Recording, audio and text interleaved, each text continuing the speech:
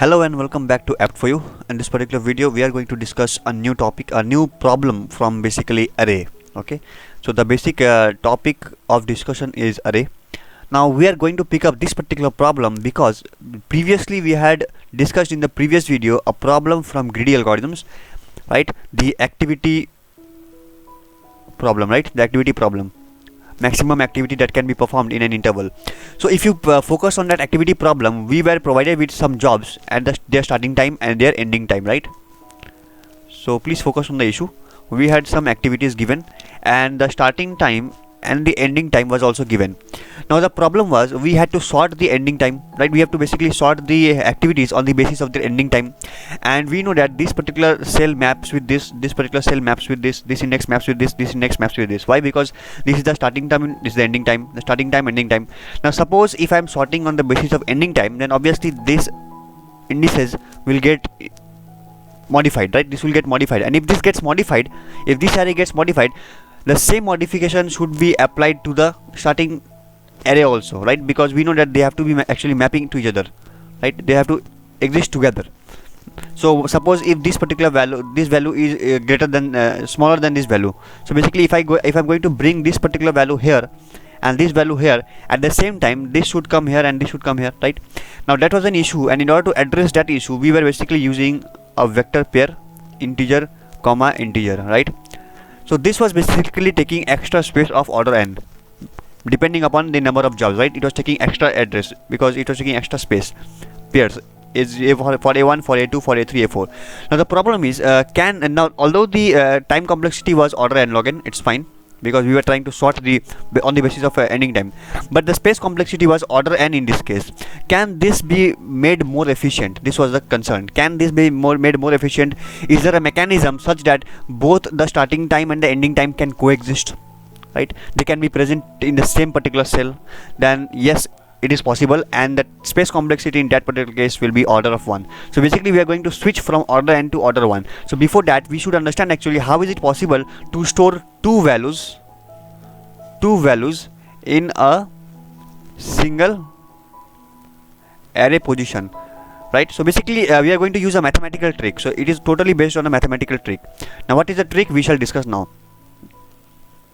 So the mathematical trick we shall discuss now. How do we basically store two values in a single array position? So for example, let us suppose this particular problem. So here we are asked to rearrange the array with constant space. So this is the one of the application of that mathematical trick. So rearranging an array with order 1 extra space, how it can be made possible? So basically the question is that here every array of ith element has to be replaced with array of ith element. Getting the point? So array of ith element is to be replaced with array of ith elements. To make it more clear, the problem is something like this. Let us consider example 2, this one. So if you focus on the original array, we have the indices 0, 1, 2, 3 and 4, right? What is the element in the 0th position? 4, 0, 2, 1 and 3. Remember, this is the index and this is actually array element, right?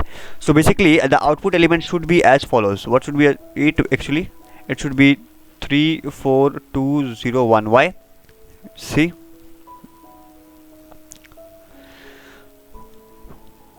so we are basically doing array of ith element is equal to array of I. This is what we have to apply, which means that array of 0th element should become what?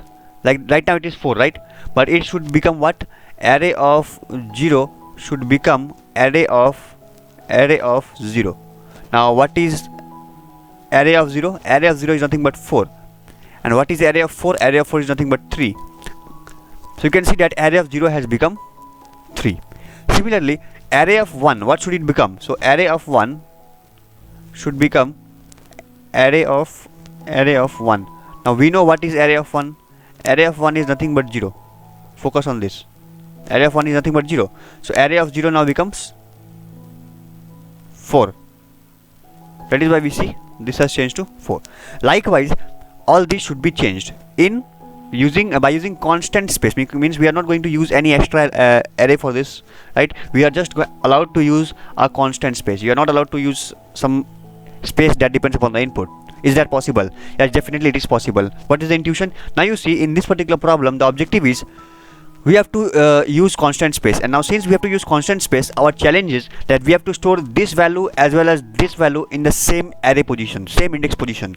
Okay, we are going to store two values in the same array position. Like, this is my input right now, and the expected value here should be 3. Here the current value is 0, the expected value is 4. Here current value is 2, the expected value is 2. Here current value is 1, expected value is 0, sorry. Here the value is 3, the expected value is 1. You see, at every index position, we should basically be able to hold two values, the old value and the new value, the old value and the new value. What is the trick behind this? The trick is very simple. The trick says that, the mathematical trick says that, you just, whenever you consider two numbers, a and b, okay, and consider a third number, n, such that n is greater than a and b, okay. You have two numbers, a and b, and consider a third number, n, such that n is greater than a and b. Now, if suppose a is the old value, okay, let us do one thing, let us make it more clear. So the mechanism is, you have a old value, right? So basically, if you say old value is plus new value into n, right, modulus n, right? So if you do this, let us store it in x, right? That is old value plus new value into n modulus n. If you do this thing and then store it in x, and the next time what happens is, actually this will be interchanged, should not matter actually, new modulus n into n. Getting the point? So old value equal, let us suppose create a variable x which will store old value plus new value modulus n into n. And what is n? N is greater than the old value comma new value. So n is greater than both of them, and then we will be updating the value of old such that old plus new modulus n into n, and store it into x. Now if you want to retrieve the value old, you can just say x modulus n, and if you want to retrieve the new value, you can say x divided by n. What is that technique? See, suppose I have a old value right now, suppose here is 4, right? 4. What is the new value that I need? The new value should be basically 3. Consider a number n which is greater than 4 and 3. So basically suppose 5, taking 5, okay. So what does it say? The x will become old plus, means 4 plus new value. What is new? New is 3 modulus n, 5, whatever comes into n. What is n? N is again 5, right? So this will become nothing but 4 plus, this will become 3 into 5, 15, which is equal to 19. So the value right now of x is equal to 19. Now if you need the old value, what we will do? Old equal to x modulus n, which is equal to x right now is 19 modulus 5 will give you what? 4. You see, we are able to derive the old value. If I say what is the new value, the new value will be x divided by n. So 19 divided by 5, which is how much? 3. The new value is 3, right? So basically we have to focus on this particular mathematical formula, that we can store two values in the same index. How? You see, right now our old values in the array are 4, 0, 2, 1 and 3, right? These are the old values. What we will do? We want basically the new values to be as follows. We want them to be as 3, 4, 2, 0 and 1, right? So basically we will first of all update them. Update what? By using the formula old plus new modulus of n into n. Take a very large integer which is not in the array. So suppose largest element here is 4, I will take 5, okay? So now 4, so this will become what? This will become, let us solve it. So we will have 4 plus the new value will be 3 modulus 5 into 5. So this will become 3 into 5, 15 plus 4, 19. This will become 19. Fine.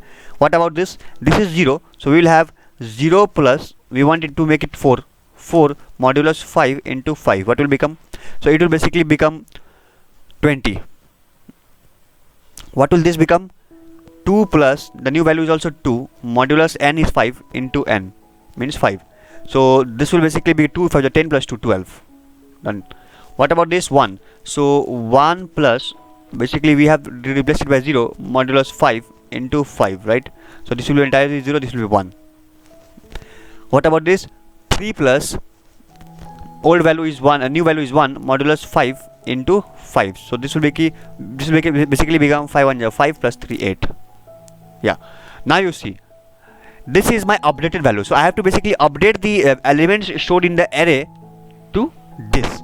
And then finally, if I divide each of the elements by the value n, what will I get? Because we know that new value will now become x divided by n. So x is 19, 19 divided by 5 will give you 4, 19 by 5 will give you 3, 20 divided by 5 will give you 4, 12 divided by 5 will give you 2, 1 divided by 5 will give you 0, 8 divided by 5 will give you 1, 3 4 2 0 1, and that is what we need, right? So I hope you got the intuition how this particular logic can be implemented. So let us now, without wasting further time, quickly implement this in this particular program. So basically we have to rearrange the elements, right? How will we do? So long array, obviously it is must, long int, we need it. So what am I going to do? Basically I will be making a variable that will be equal to big, or suppose n, not n, big. Big means the maximum value. So we will, for that we will look into the test case. Now here the constraints given, they have given that n maximum will be 10 power 7, right? 10 power 7 will be the maximum value of n, right? And the element of means each element in the array will be basically less than n. So if n maximum value is 10 power 7, then basically the elements in the array will be less than this value. So let us assume this is our maximum value. So integer big equal to, we will write pow 10 comma 7. Done. This is our maximum value. But now what we have to do? We have to run a loop. I equal to 0, I less than n, I plus plus, right? I will also declare I as a long int. Okay. What next? This is small n, sorry.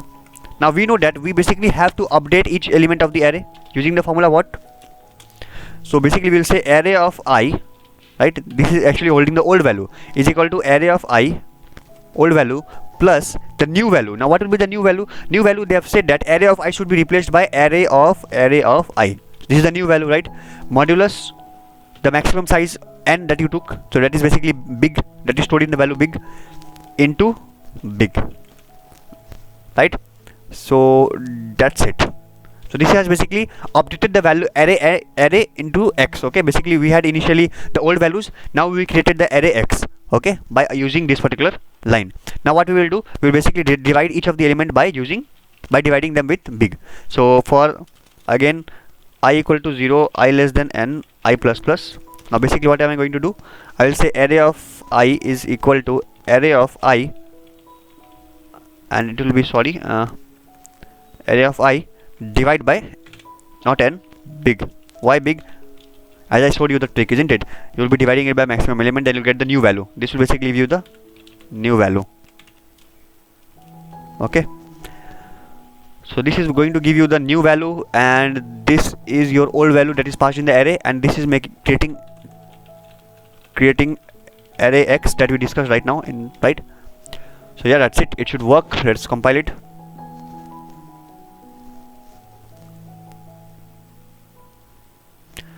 Okay, we are doing some slight mistakes maybe. What is the issue? I was not declared in the scope. How is it possible? Okay, this is long, I'm sorry. Silly mistakes kills the code, isn't it? Again the mistake is array. Alright, so sorry for those mistakes. Yeah, here is the output. So you can clearly see that we have replaced the elements, right? The elements have got interchanged. If you look into the output, you will find that the problem is working fine, right? Let me just submit the code.